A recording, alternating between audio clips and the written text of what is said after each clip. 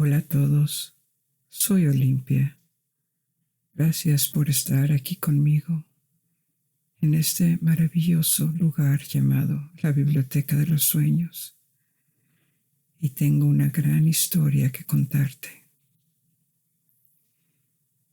Imagínate sentado sobre un pasto suave, junto al banco de un río, bajo las hojas de un viejo árbol baniano.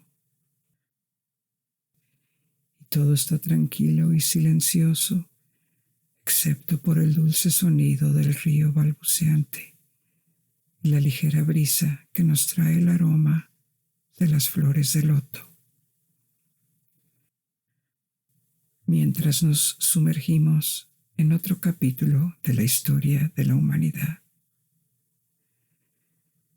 Así que ahora es el momento de ponerse cómodo, relajarse completamente, respirar profundo y exhalar lentamente, y de comenzar nuestra nueva aventura. Si eres tan amable, te pido te suscribas a mi canal y hagas el clic en el botón me gusta. Esto me ayuda a evitar que las historias sean interrumpidas por anuncios.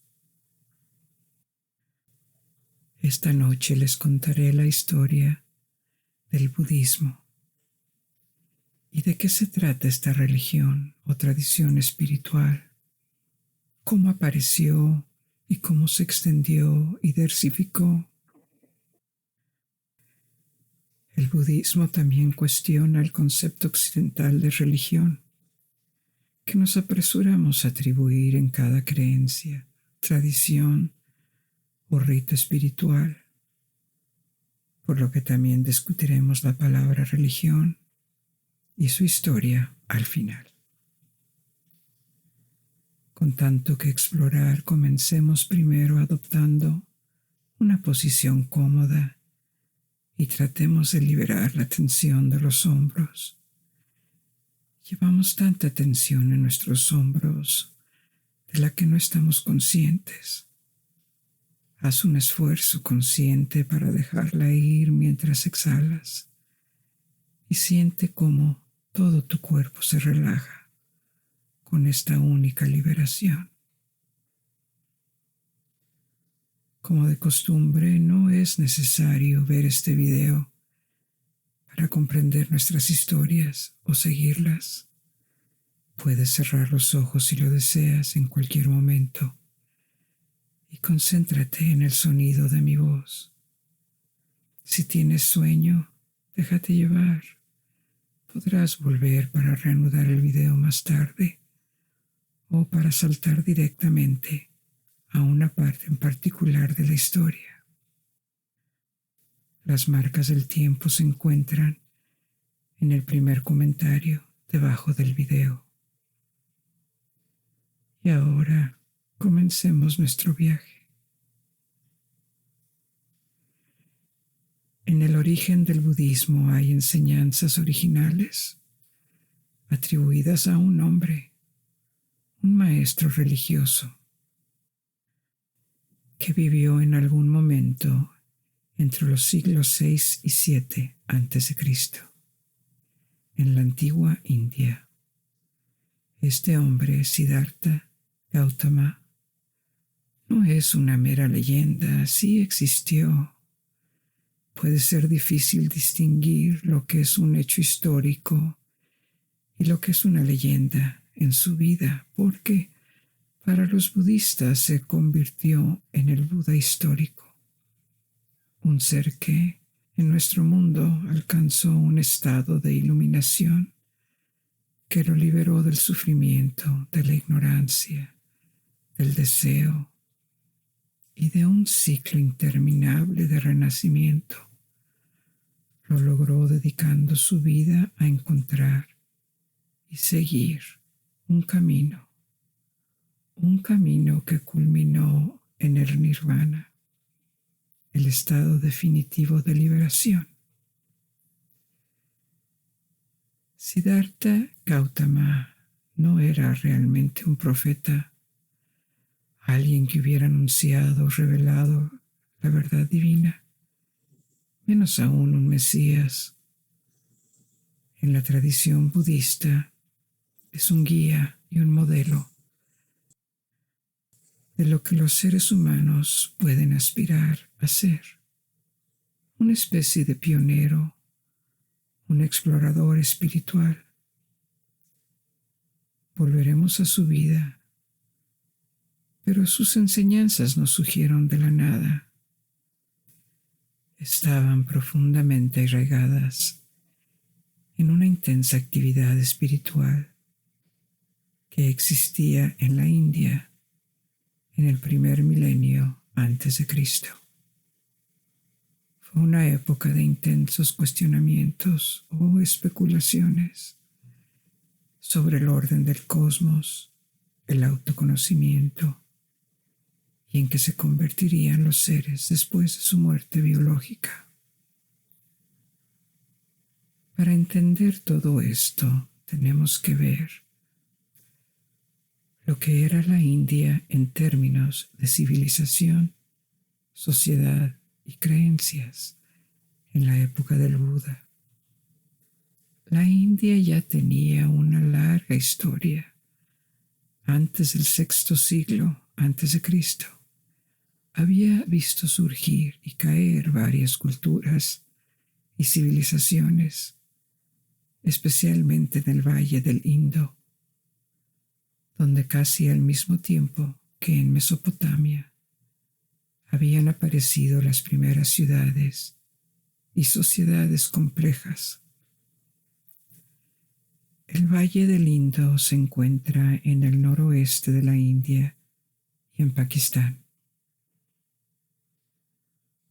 Poco se sabe sobre cómo funcionaban estas sociedades, su vida política o sus creencias, pero lo que sí sabemos, o al menos lo que somos capaces de discernir, respaldado por la arqueología, las lenguas y la genética, entre otros factores, es que a mediados del segundo milenio antes de Cristo, 1000 años antes de la época de Buda, las sociedades y religiones indias estaban fuertemente influenciadas por la llegada de una ola migratoria procedente de Asia Central, la migración indoaria.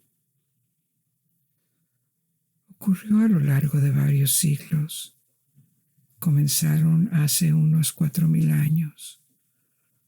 Los pueblos indoarios eran un grupo etnolingüístico, lo que significaba que estaban relacionados ética y culturalmente.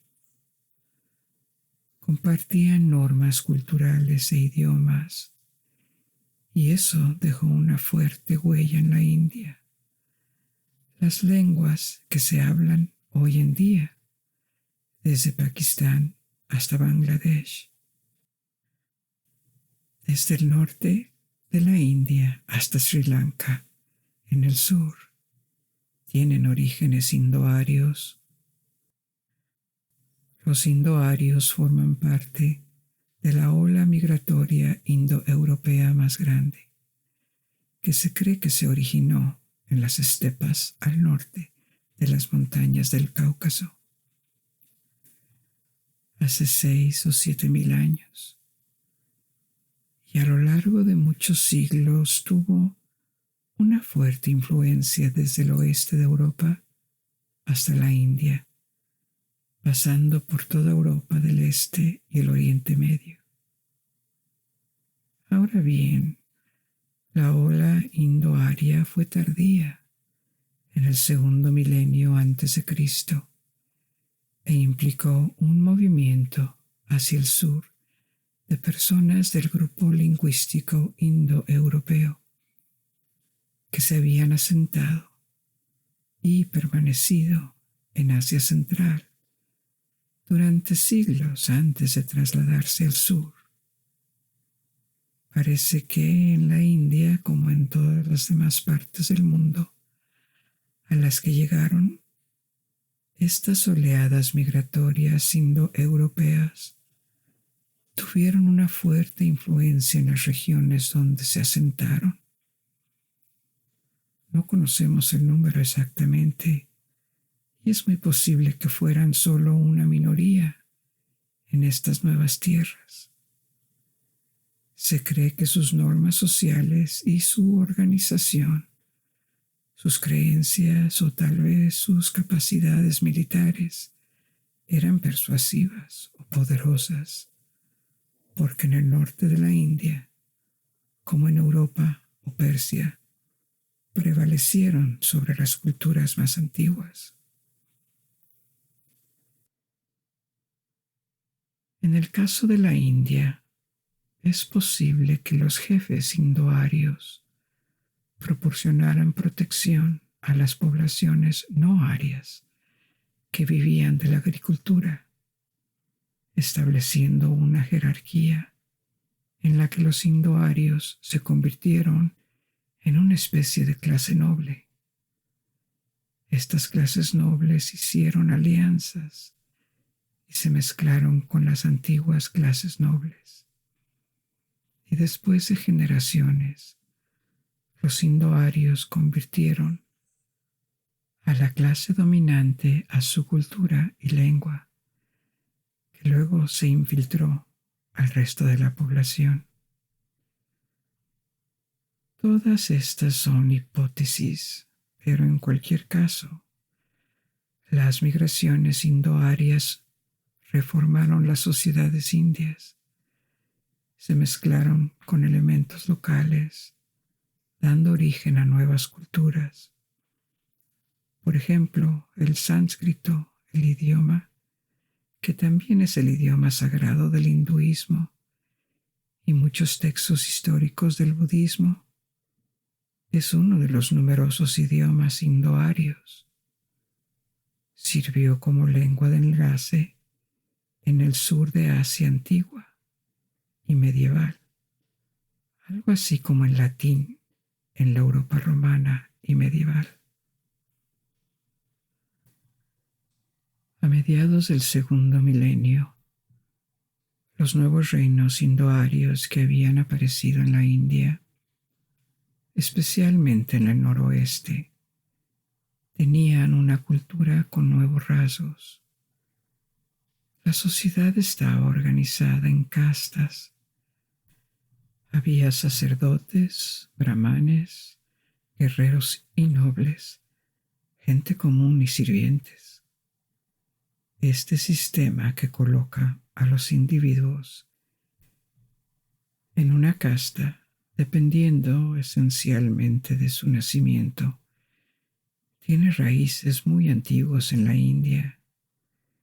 Esto apareció por primera vez en el segundo milenio antes de Cristo, y aunque fue abolido oficialmente en 1949, no se puede eliminar un fenómeno tan arraigado,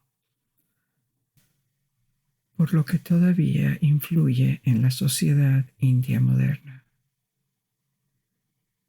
Las creencias y prácticas religiosas que dominaban entre los pueblos indoarios se basaban en una colección de textos llamados los Vedas. Los Vedas son hoy las escrituras más antiguas del hinduismo, la religión dominante en la India por el número de creyentes. Pero al principio, esta religión védica, basada en los Vedas, fue solo una de las principales tradiciones que dieron forma al hinduismo, en lo que se convirtió con el tiempo. Se creía, y todavía se cree en el hinduismo, que los Vedas eran textos revelados, lo que significa que no tenían autores, sino que sus líneas, sus versos, habían sido escuchados por los sabios después de una intensa meditación. Durante el primer milenio antes de Cristo, esta religión védica histórica evolucionó hacia otra tradición religiosa llamada brahmanismo. El brahmanismo incluía otros textos además de los Vedas originales y daba un papel central a la clase sacerdotal de la sociedad, la casta de los brahmanes. En Occidente, históricamente, el brahmanismo se convirtió en un nombre para el hinduismo en los siglos VIII y IX. Las dos palabras se usaron indistintamente. La religión que los historiadores llaman brahmanismo tiene marcadas diferencias con el hinduismo moderno. Es solo una de sus principales inspiraciones. Ahora, a lo largo de un milenio, desde mediados del segundo milenio hasta mediados del primer milenio antes de Cristo, la época del Buda, esta región védica histórica pasó por muchos cambios y la introducción de nuevos conceptos. Los textos más antiguos, los primeros Vedas, mencionaban la creencia en una vida después de la muerte, un lugar o otra dimensión donde las personas, más bien sus espíritus o sus almas, iban tras su vida terrenal. Pero con el tiempo y la probable influencia de las creencias locales, esto se convirtió en una creencia en la doctrina del karma y el renacimiento, la idea de la reencarnación. El término karma es popular, pero ¿qué es exactamente el karma? Karma es una palabra sánscrita que significa acción, trabajo o hecho. Las buenas acciones y las buenas gestiones contribuyen al buen karma.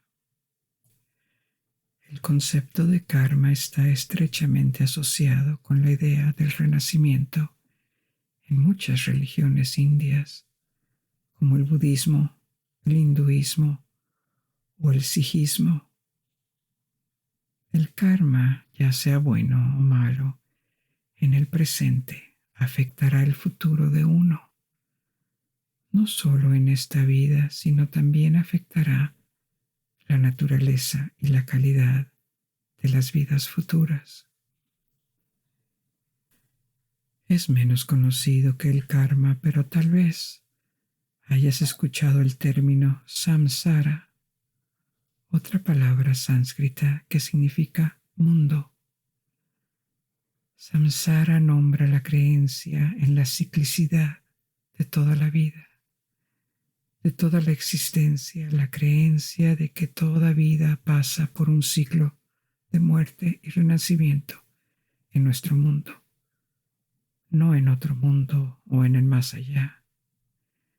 El samsara, el ciclo de la reencarnación, es una creencia fundamental de la mayoría de las religiones indias y se formó a lo largo de los siglos a medida que evolucionaba la religión védica histórica. Cuando nació el Buda histórico, los conceptos del karma, de samsara y la existencia de los Vedas como escrituras religiosas estaban muy extendidas en las sociedades indias donde vivía. Es por esto que es necesario explicar esta pequeña perspectiva histórica, porque estos conceptos no nacieron con el budismo, sino que fueron abrazados por el budismo. El budismo proporcionó lo que sería como un mapa para conceptos con los que la gente ya estaba familiarizada. Pero en el siglo VI a.C., el brahmanismo no era el único aspecto de la actividad religiosa o espiritual en la India. Como mencioné anteriormente, había un estado de intenso cuestionamiento y especulación sobre la espiritualidad, sobre el mundo, lo visible y lo invisible, lo que sucedía después de la muerte. En los márgenes del brahmanismo, muchos individuos trataron de explorar o responder a estos misterios de la existencia. A menudo se aislaban de la sociedad para meditar y pensar. Muchos practicaban el ascetismo, que es un estilo de vida de abstinencia voluntaria de los placeres sensuales, con el propósito de perseguir metas espirituales. Por lo general, los ascetas adoptaban un estilo de vida muy frugal, rechazando las posesiones materiales y las indulgencias físicas de todo tipo.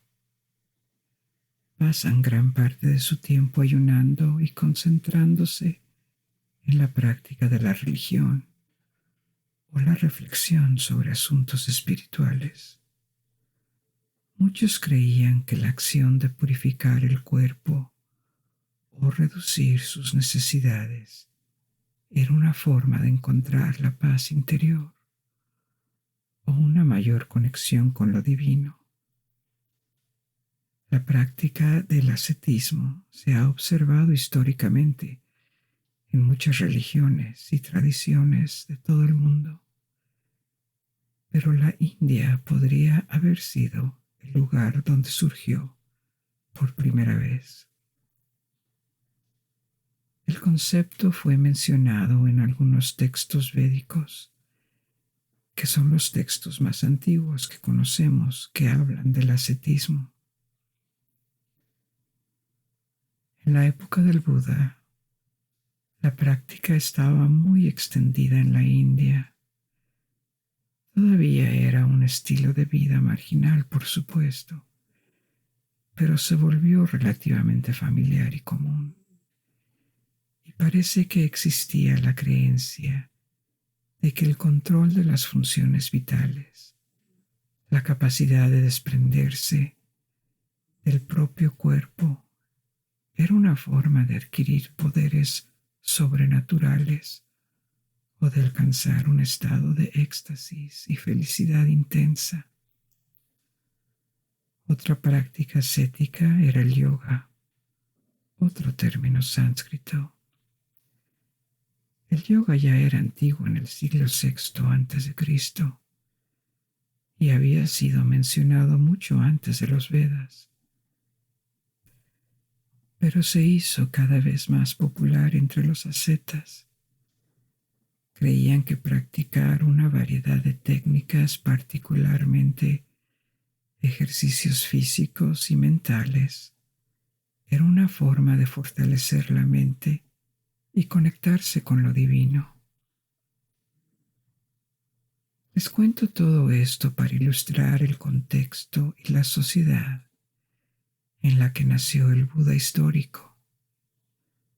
Conceptos como karma o samsara surgieron de la evolución y mezcla de todas estas influencias, tanto indoarias como indígenas.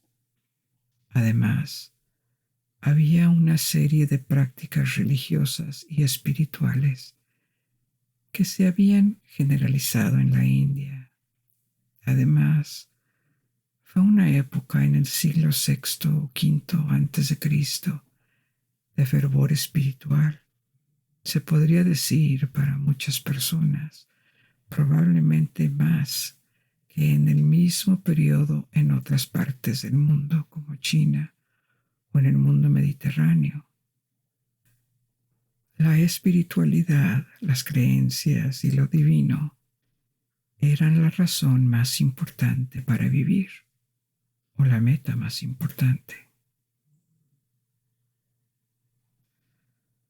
Ahora que tenemos los antecedentes en su lugar, hablaremos de la vida y los logros de Siddhartha Gautama. Puede ser muy difícil distinguir los hechos de las afirmaciones, así que centrémonos en la figura histórica. ¿Era un hombre de verdad? Lo más probable es que la respuesta sea afirmativa.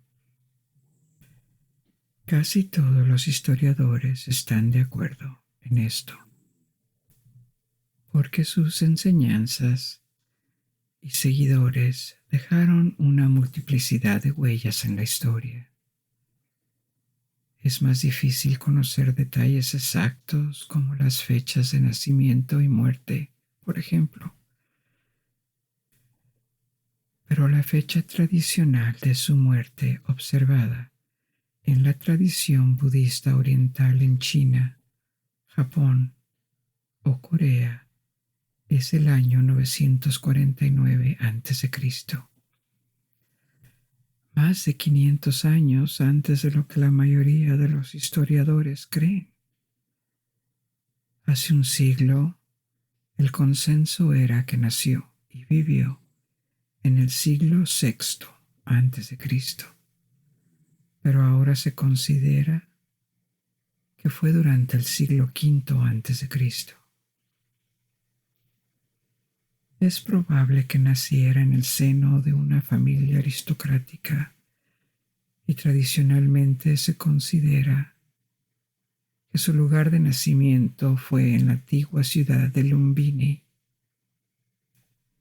situada en el extremo norte de la India, ahora en el actual Nepal.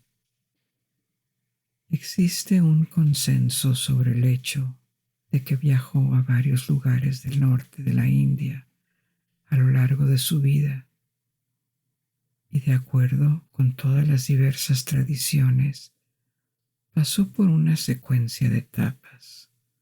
Después del nacimiento alcanzó su madurez, luego una fase de renuncia a todas las posesiones y placeres mundanos, antes de comenzar una búsqueda que lo llevó a su despertar, su liberación. Después de eso hubo un periodo de enseñanza que solo terminó con su muerte. Las fechas y, en muchos casos, los lugares son difíciles de establecer porque no se escribieron biografías ni relatos detallados de su vida, ni tampoco en los siglos I o II posteriormente. Los indios antiguos, por lo general, no se preocupaban por las cronologías. Se centraron más en la filosofía y los acontecimientos. Los primeros registros son de mediados del tercer siglo antes de Cristo, con referencias talladas en pilares. Los manuscritos más antiguos que se conocen fueron encontrados en Afganistán y son del primer siglo antes de Cristo, que ya es una docena de generaciones después de su muerte. A medida que el budismo ganaba importancia, se escribieron varias biografías en los primeros siglos de nuestra era. Estas representan diferentes tradiciones y no necesariamente están de acuerdo en todo. Pero a partir de estas diferentes fuentes e investigaciones históricas, se puede establecer la siguiente biografía. Después de su nacimiento en Lumbini, Gautama habría pasado su infancia en Kapilavastu, una ciudad que podría haber estado en Nepal o en la India, en el moderno estado de Uttar Pradesh. Ambos lugares pertenecían al mismo tiempo al mismo estado, en el territorio de los Sakya. Podría haber sido un príncipe, Las tradiciones posteriores tienden a asignarle un origen social muy alto y el hecho de que no tuviera que trabajar de niño lo respalda. Pero aún así, su origen social exacto es un misterio. En la tradición Sakya, su madre era una reina, la reina Maya, y la noche en que Siddhartha fue concebido, se dice que soñó con un elefante blanco y 10 meses después nació él. Las primeras biografías no dicen casi nada sobre la vida del joven Gautama, pero los textos posteriores desarrollan una narrativa dramática sobre las profecías hechas por los eruditos brahmanes. Cuando nació, con sacerdotes que anunciaban que el joven Siddhartha se convertiría en el primer Buda, o historias de él cuando era niño, descubriendo el sufrimiento de la gente común, mientras que vivía una vida lujosa y mimada. Entonces, un día, cuando era un adolescente o un adulto joven, eligió renunciar a esta vida y buscar una meta espiritual más elevada, convirtiéndose en una asceta. Las fuentes anteriores no elaboraban mucho sobre esto, simplemente describen que el pensar en la vejez, la enfermedad y la muerte fue lo que lo llevó a renunciar. Gautama creía que podría haber algo mejor que simplemente esperar a que esto sucediera y tratar de olvidar este triste destino con posesiones materiales y entretenimiento. Sostenía que la vida hogareña era estrecha, un lugar de impureza, mientras que la vida como asceta, libre y sin trabas, podía proporcionar un tipo de vida más pura y santa. Las biografías que están más arraigadas en la leyenda que en la historia añaden muchas anécdotas no verificables a esta narración. Por ejemplo, que un día Gautama salió de su palacio y al ver el mundo exterior por primera vez se sorprendió por sus encuentros con gente pobre y sufriente, realidades que había ignorado hasta entonces, que había sido protegido de la realidad o que mientras estaba afuera se encontró con una asceta que lo inspiró a convertirse en uno también. Otra leyenda es que sus padres se opusieron a esta salida. Había sido protegido de las enseñanzas religiosas porque su padre quería que se convirtiera en rey y no en un sacerdote, por lo que escapó en medio de la noche.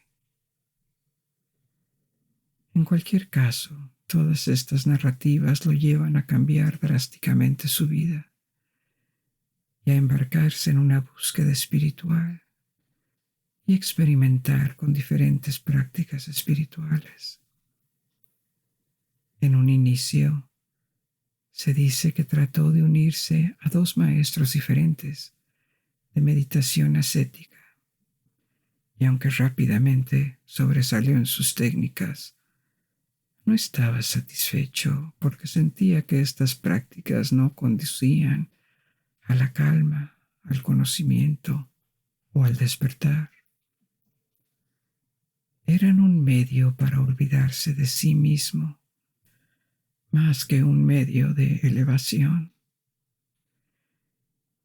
Y así, a continuación, entró en una fase de ascetismo extremo, reduciendo drásticamente su ingesta de alimentos e imponiendo una mente enérgica y formas de control de la respiración. Los textos históricos informan que adelgazó tanto que se veía demacrado, que sus huesos eran visibles a través de su piel. Estas prácticas extremas y el deterioro físico que las acompañaba condujeron a la revelación de que el camino correcto hacia el despertar espiritual no estaba en los extremos, ni en la autocomplacencia, ni en la automodificación, sino más bien algún punto intermedio. El camino medio, un camino de moderación.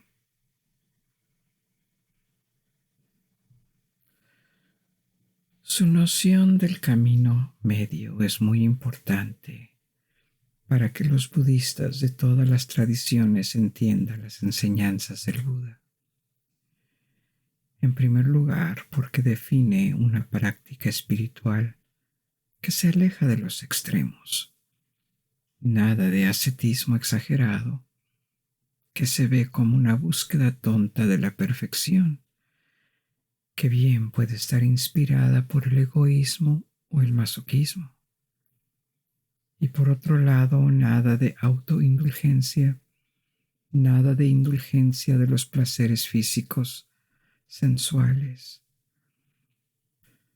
Todo lo cual nos aleja de la búsqueda del despertar. Pero más allá de la práctica, también es un llamado a reaccionar con moderación a los problemas que se encuentran en la vida y a no caer en extremos como el absolutismo o la intolerancia radical o el nihilismo. El camino medio es, en cambio, el camino que evita estas trampas, estos bloqueos. Es el camino a través del cual es posible avanzar en lugar de quedarse estancado. Y así, después de este descubrimiento, Siddhartha Gautama habría abandonado el ascetismo extremo y reorientado su búsqueda. Este camino intermedio era el descubrimiento de un camino y no de un destino, por lo que era hora de que siguiera este camino. Se dice que decidió sentarse y meditar, decidido a no levantarse hasta lograr un despertar completo. Cuenta la leyenda que se sentó bajo un árbol bodhi, una higuera sagrada originaria de la India, situada en el actuado estado de Bihar. Y es ahí donde practicó una larga meditación llamada dhyana, traducida como meditación, pero esta dhyana describe el entrenamiento de la mente, una forma de redirigir la mente lejos de las respuestas automáticas de los sentidos, de dejarla de distracciones para que pueda comprender el mundo como realmente es. De modo que esta dhyana, esta meditación, después de mucho tiempo, le habría permitido despertar, es decir, ver claramente la verdadera naturaleza de la realidad, ver el mundo tal como es. Gautama se habría convertido así en un Buda, el despertado, contrario a la mayoría de las personas que están dormidas a la verdadera realidad. Y con este despertar habría alcanzado la liberación, también llamada nirvana.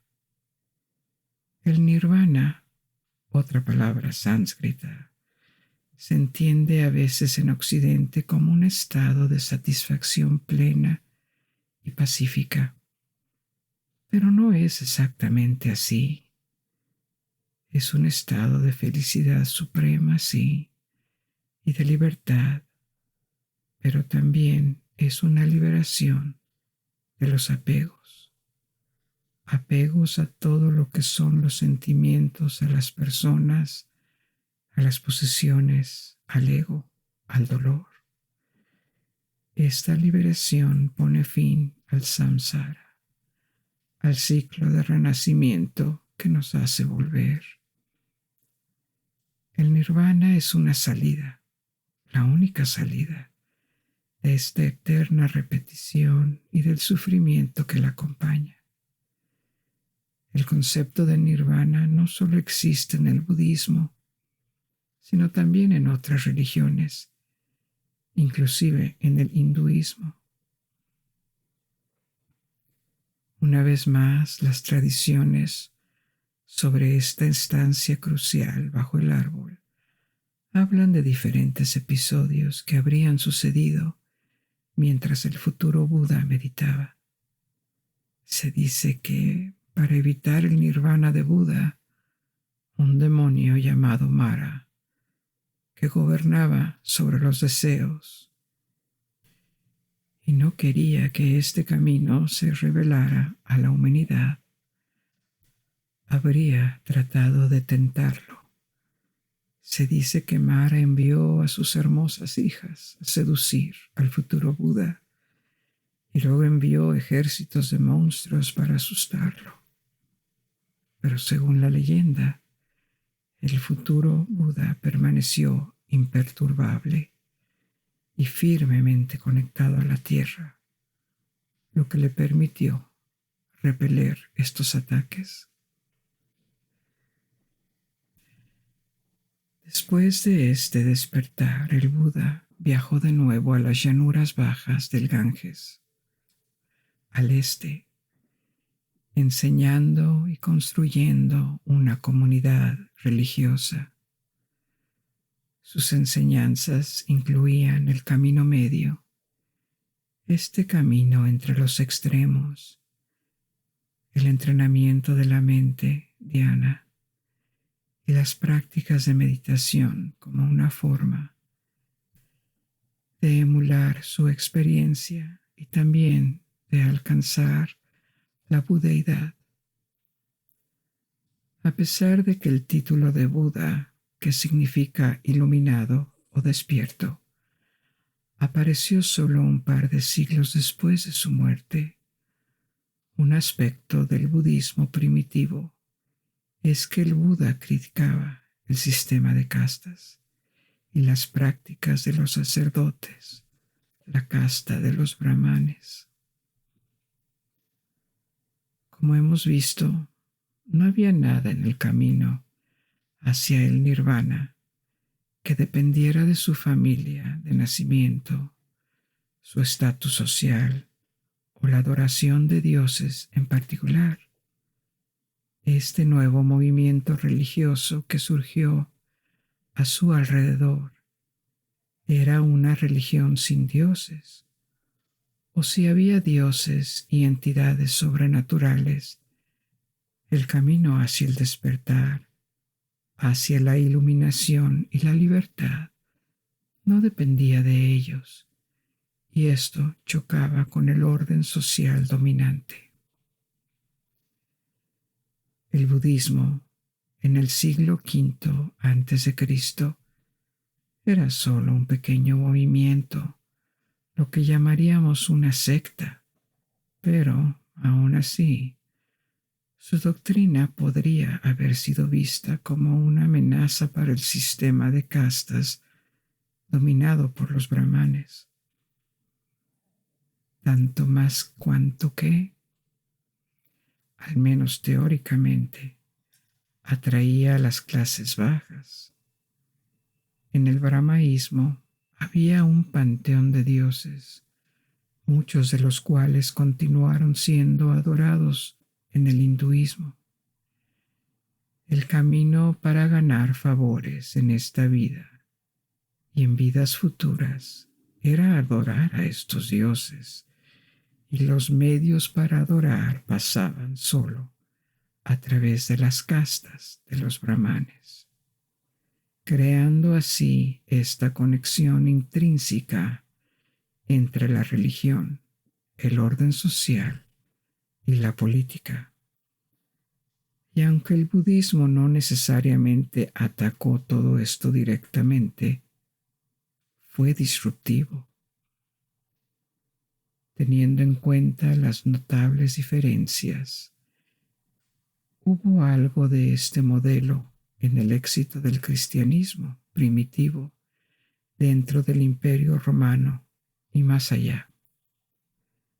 Aquí había una religión abierta a todos, que prometía un camino hacia la salvación, sin importar el origen social o la riqueza, una promesa de aliviar o suprimir el sufrimiento de los pobres, un sistema que proclama la igualdad entre todos los hombres.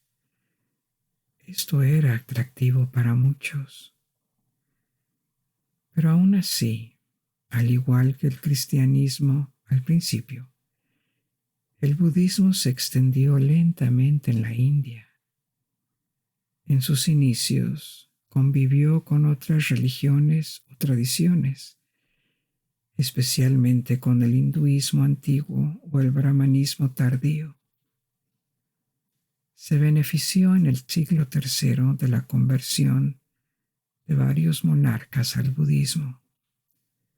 La India estaba políticamente fragmentada y hubo un tiempo en que el budismo llegó a todos los rincones de la India, pero en los siglos siguientes perdió apoyo político y luego, mucho más tarde, se produjo la invasión musulmana del norte de la India entre los siglos X y XII. El budismo no desapareció por completo de la India, pero fue significativamente reducido y marginado. Sin embargo, en el extranjero, el budismo experimentó una notable expansión y éxito. A pesar de que fue una tradición nacida en la India, fue adoptada y duró mucho más tiempo en otros países asiáticos. Así que hablemos de la difusión histórica del budismo y las diferentes tradiciones que nacieron de él. Históricamente, el corazón del budismo fue el valle del Ganges, al noroeste de la India. A partir de ahí, la práctica se extendió en todas direcciones, adquiriendo presencia en toda la India. Como mencioné antes, así como hacia el oeste, en lo que hoy es Pakistán y Afganistán, hacia el norte, hasta Asia Central y aún más hacia el este, hacia China, Indochina, Corea, Japón e incluso partes de Indonesia al sureste. Pero esto no sucedió sin la diversificación de las escuelas de pensamiento y creencias, a pesar de que todas mantuvieron los mismos conceptos centrales. Les mencioné que en la India el budismo había sido eliminado casi por completo en la Edad Media, pero permaneció en Sri Lanka, al sur de la India. Hubo otras regiones en las que duró solo unos pocos siglos. Este fue el caso en el oeste de Asia Central y Pakistán, donde la expansión del budismo se encontró con el imperio de Alejandro Magno. Una vez que Alejandro, el rey griego de Macedonia, conquistó el imperio persa, se produjo un sincretismo cultural, una síntesis que se llama greco-budismo. Es en esta área donde hubo reinos liderados por griegos después del colapso del imperio de Alejandro, que se superpusieron con regiones y poblaciones budistas. Es también esta región donde se hicieron las primeras estatuas de Buda y tienen una influencia distintivamente griega. En el siglo III a.C., por un corto tiempo, una gran parte de la India se unificó bajo un solo imperio y su gobernante fue el emperador Ashoka. Promovió el budismo incluso más allá de sus fronteras, enviando monjes budistas al extranjero, especialmente a Asia Central. Su imperio se extendía desde Bangladesh en el este hacia Afganistán en el oeste, por lo que, a pesar de que la presencia budista en Asia Central casi ha desaparecido, esta parte del mundo tiene algunas de las estatuas y monumentos budistas más antiguos. El arte que resultó de esta fusión greco-budista es único en su género porque mezcla influencias indias y griegas. Pero la mezcla de las culturas no se limitó solo al arte. Varios filósofos griegos se pusieron en contacto con filósofos indios y regresaron a Grecia para fundar escuelas filosóficas influenciadas por su comprensión del budismo. Otra posible influencia, aunque especulativa, debido a la falta de evidencia, es la influencia potencial del pensamiento budista en el desarrollo temprano del cristianismo. No en la doctrina en sí, sino en los preceptos morales que tienen en común, como el respeto a la vida, la consideración de los débiles y vulnerables, el rechazo de la violencia y el perdón a los pecadores. Estos son rasgos del cristianismo que no suelen estar presentes ni son provenientes en la mayoría de las religiones mediterráneas. Esto no significa que el budismo haya sido la influencia que dio forma al cristianismo. Esto sería una exageración, ya que muchos otros factores estaban en juego en la formación del mensaje cristiano. Sin embargo, es cierto que había algo similar en los mensajes del budismo primitivo y del cristianismo primitivo. El desprecio por la jerarquía social existente, la negación de la riqueza y la elevación de los pobres. Ahora, habiendo llegado a Asia Central, el budismo se encuentra en medio de la ruta de la seda, que unía China con el mar Mediterráneo, pero no se expandió más allá del oeste, sino que encontró su camino hacia el este, hacia China. La ruta de la seda fue una de las vías a través de las cuales el budismo viaja a China en los siglos IV y V, así como a través del Tíbet. Te contaré más sobre el budismo tibetano en un minuto. Al igual que muchas otras grandes religiones, el budismo volvió a aparecer. Varias tradiciones, varias escuelas. Es difícil clasificarlo individualmente porque miles de instituciones diferentes con diferentes doctrinas y enfoques filosóficos, han existido o aún existen dentro del mundo budista. Pero la primera gran distinción se puede hacer entre dos tradiciones principales, Theravada y Mahayana.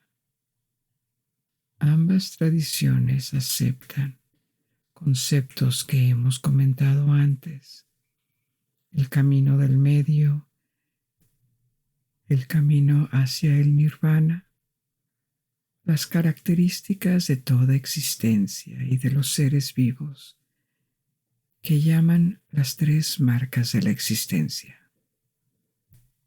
La figura del Buda histórico, obviamente, pero también tienen sus diferencias.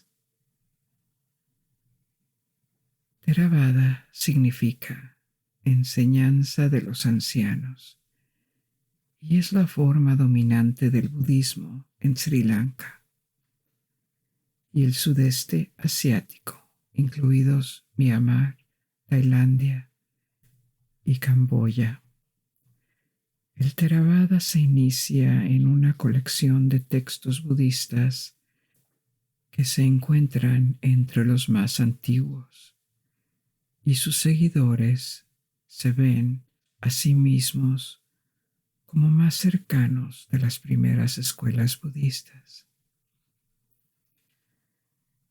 La segunda tradición principal sería Mahayana, que significa gran vehículo, y es prominente en el este de Asia.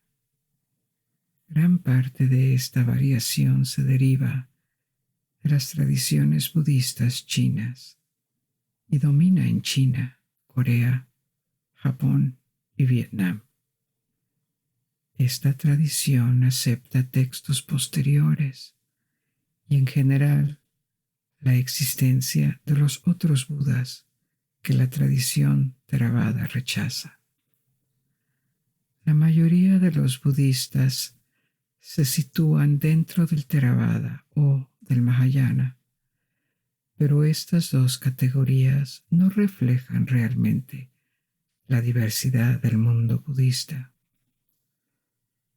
Los eruditos modernos del budismo agregan al menos una distinción dentro del Mahayana con una categoría llamada Vajrayana, también conocida como budismo tántrico o budismo esotérico, que está representada principalmente por el budismo indo-tibetano.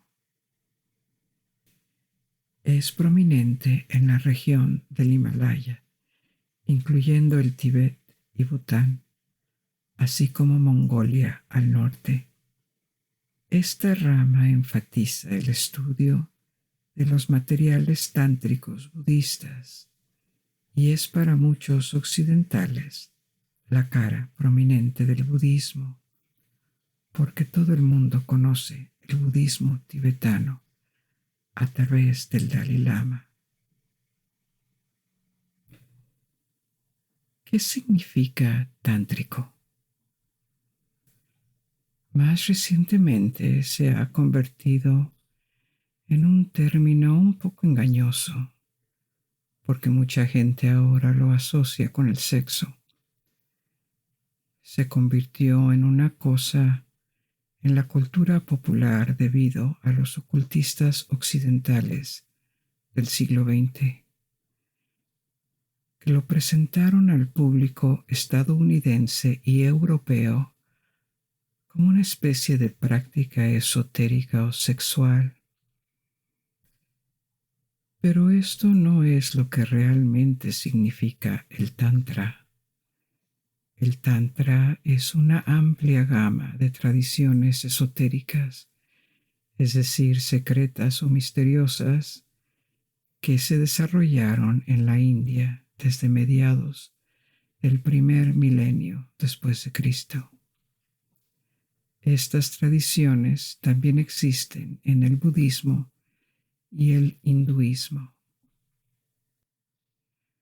Para los budistas, los tantras son textos que describen los puntos de vista y las prácticas de su sistema religioso, explicando qué creer y qué prácticas, ejercicios y técnicas seguir, desde ejercicios de yoga hasta técnicas de meditación e incluso de mantras. Mantra es otro término en el budismo y significa una palabra, una sílaba o un grupo de palabras o simplemente un sonido repetido durante la meditación que los practicantes creen que tienen poderes religiosos o mágicos. Esta es también una antigua tradición que apareció mucho antes del budismo. Los primeros mantras fueron compuestos en sánscrito védico, el idioma de los Vedas. Los textos del segundo milenio antes de Cristo, de los que les hablé antes. El Tantra y los mantras están de alguna manera vinculados, porque los practicantes del Tantra consideran los mantras como fórmulas sagradas que se activan cuando se recitan. Los mantras pueden ser muy simples, tan simples como los sonidos o la palabra Om. Sirve como mantra. Este es el sonido estereotipado que la mayoría de los occidentales asocian con la meditación. Pero para algunos hindúes y tradiciones budistas, se cree que este fue el primer sonido que se originó en la tierra. Es un símbolo muy famoso escrito en sánscrito. Y aunque es un mantra muy corto, se puede usar en frases melódicas completas, que se cree que guían, revelan, calman y expanden la percepción. Como pueden ver, a pesar de los estereotipos culturales populares, los tantras budistas o hinduistas no se tratan de una especie de mezcla de yoga y sexo. Son una gama de prácticas muy esotéricas y espirituales. El budismo tibetano, además de estar basado en textos de Mahayana, enfatiza el estudio de los tantras, lo que lo coloca en una categoría separada. Ahora bien, China también fue un centro importante para la difusión del budismo, porque es desde China que el budismo continuó su expansión hacia Corea, Japón o Vietnam. Los cánones del budismo chino fueron escritos en el idioma chino clásico, y estos no se consideran autorizados en Theravada y en la propia China. Aparecieron nuevas escuelas. Uno de los más famosos y exitosos fue el budismo Chan, que se extendió por el extranjero y que ahora conocemos por su nombre japonés, budismo Zen. El Zen se basa en diferentes fuentes de la tradición Mahayana y en su mayor parte fue una reacción contra la importancia de aprender textos y doctrinas en lugar de centrarse en el estudio. Enfatiza una comprensión y práctica más directas, incluyendo el autocontrol, la práctica de la meditación, la comprensión de la naturaleza de la mente y la naturaleza de las cosas. Para comprender o percibir lo que realmente son, y también la expresión de esta comprensión en la vida diaria para el beneficio de los demás. Por lo tanto, también incluye una dimensión social. La escuela Chan fue influenciada por la filosofía taoísta, que era influyente en China en ese momento. Por otra parte, el budismo también tiene muchas escuelas de pensamiento diferentes en cada país donde está presente. Otra diferencia entre estas diversas tradiciones, ya sea que consideremos solo las dos grandes, la Theravada y el Mahayana, o incluyamos más, es que cada una reconoce un número diferente de Budas. El término Buda generalmente se refiere a Siddhartha Gautama, pero Buda es un título atribuido a cualquier ser que se haya despertado por completo, por lo que teóricamente podría haber más de un Buda. La tradición Theravada incluye historias de 29 Budas diferentes, 27 de los cuales fueron anteriores a Gautama, el que difundió sus enseñanzas. El propio Gautama es el número 28 y hay un futuro Buda profetizado, el Buda número 29. Los budistas Mahayana veneran a numerosos Budas que no están incluidos en las tradiciones Theravada y que a veces se consideran que viven en otros reinos. En el budismo Vajrayana o budismo tibetano hay otros Budas, incluyendo mujeres. La Buda femenina más famosa es Tara. En el mundo Mahayana es considerada una bodhisattva, es decir, aún no es un Buda, sino una persona en el camino hacia la budeidad. En el budismo tibetano, ella es un Buda y casi una deidad, venerada como alguien que guía a los estudiantes a desarrollar ciertas cualidades, como la compasión. También hay una variedad en las representaciones del Buda, especialmente en las estatuas, todas las cuales tienen diferentes significados. Tal vez la menos seria de ellas es la representación común de un Buda gordo y risueño, que en realidad no parece encarnar las virtudes del autocontrol, el despego o el camino medio.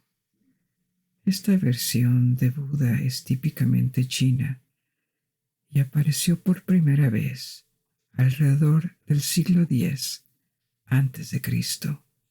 Sin embargo, este no es realmente el Buda. Se trata de un monje budista chino llamado Budai, del que se rumoreaba que era de buen corazón, feliz, excéntrico y gordo. Se convirtió en un personaje famoso en los cuentos populares chinos. La figura era entrañable y es por eso que se extendió desde China y se popularizó en países budistas vecinos como Japón y Corea. Pero tener una estatua o una imagen de este Buda feliz es más bien un amuleto de la suerte que un artefacto religioso. Las estatuas de Gautama, el Buda histórico, lo muestran más bien delgado, y hay una especie de códigos, significados incrustados en estas representaciones. Siempre se le representa en una de las 4 posturas posibles, referidas a diferentes etapas de su vida, y sus gestos con las manos aportan más información. Las 4 posturas incluyen reclinarse, sentarse, estar de pie y más raramente caminar. El Buda reclinado evoca la etapa final de la vida terrenal antes de alcanzar el nirvana, después de la muerte, y representa esta elevación al estado despierto. La representación más común es el del Buda sentado, que representa la enseñanza o la meditación. A veces el Buda está muy delgado, muy demacrado, y esto alude al periodo en que practicaba el ascetismo extremo. El Buda de pie es un maestro y ya ha alcanzado el nirvana. Su rostro refleja la suave diversión y serenidad que acompañan a este estado. Las posiciones de sus manos también es significativa cuando el Buda está sentado. Sus manos pueden estar unidas o separadas, y cada una de estas posiciones tiene un significado o se refiere a un episodio particular de su vida. Por ejemplo, cuando apoya su mano izquierda con la palma hacia arriba en su regazo y su mano derecha es arrastrada hacia abajo con los dedos hacia la tierra. Es una referencia al momento durante su meditación cuando fue tentado por Mara, el demonio. Cuando el Buda está de pie, si presenta las palmas de sus manos, es una forma de disipar el conflicto y promover la armonía. Antes de concluir nuestra visión general del budismo, debemos intentar responder a esta pregunta. ¿Qué es exactamente el budismo? ¿Es una religión, una tradición filosófica o espiritual, o una forma de ver la vida?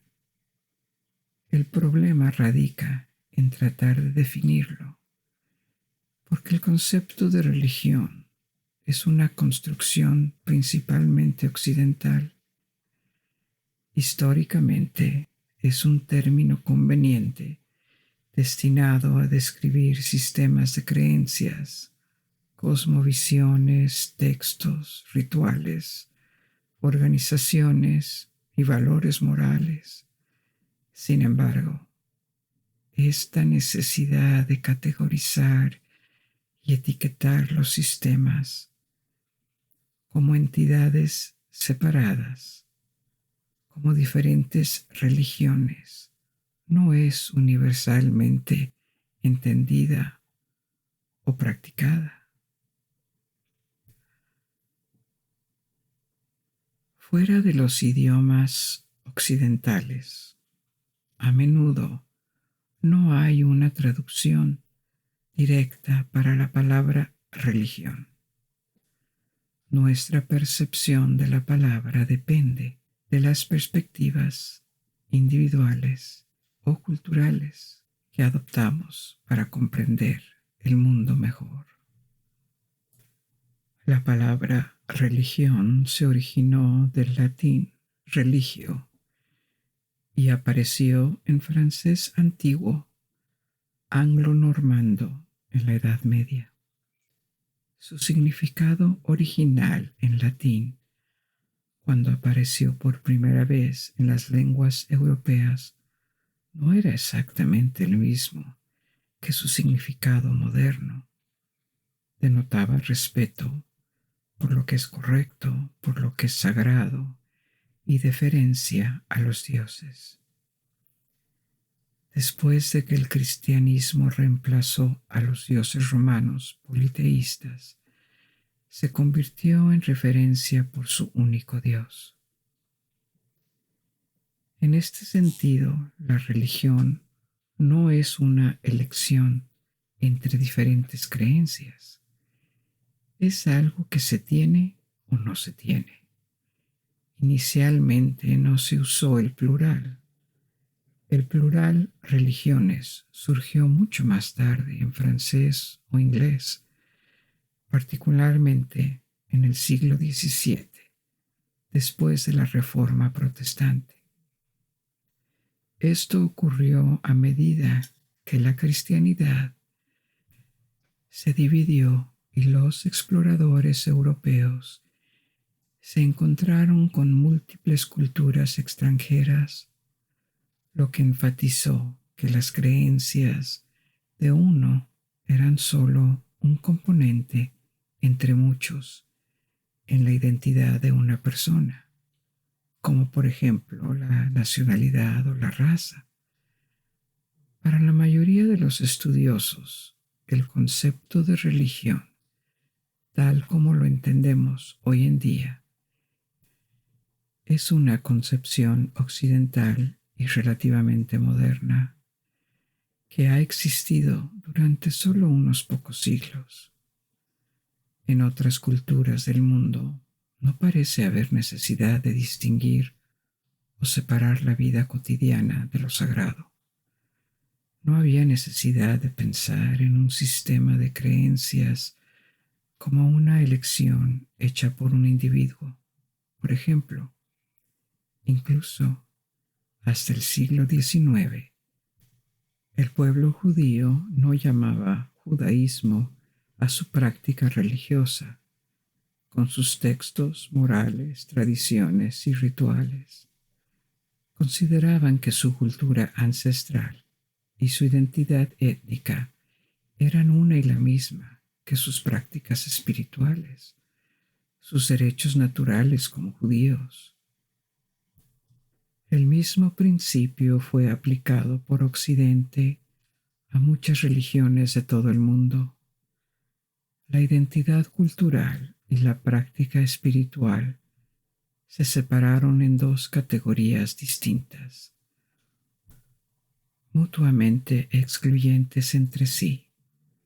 Los términos budismo, hinduismo o taoísmo son adiciones muy recientes. Aparecieron en las lenguas occidentales solo en los siglos XVIII y XIX. En la América precolombina, en la mayor parte de África y en la mayor parte de Asia, no había interés en separar los diferentes sistemas de creencias en religiones. Ni siquiera había una palabra para religión.